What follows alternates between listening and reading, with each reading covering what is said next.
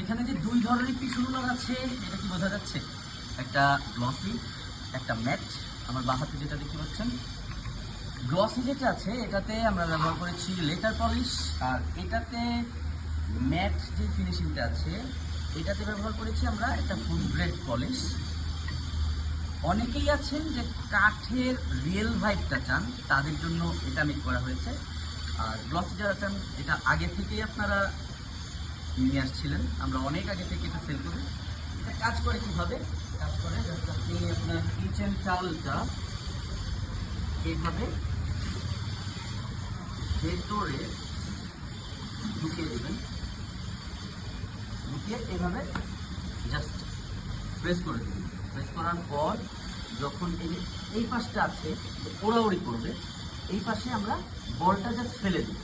Just বলটা ফেলে দিলে উপরের বাতাসে, রান্নাঘরের বাতাসে বা আপনি যে কোনো জায়গায় ব্যবহার করতে পারেন, এটা উড়ে চলে যাবে না।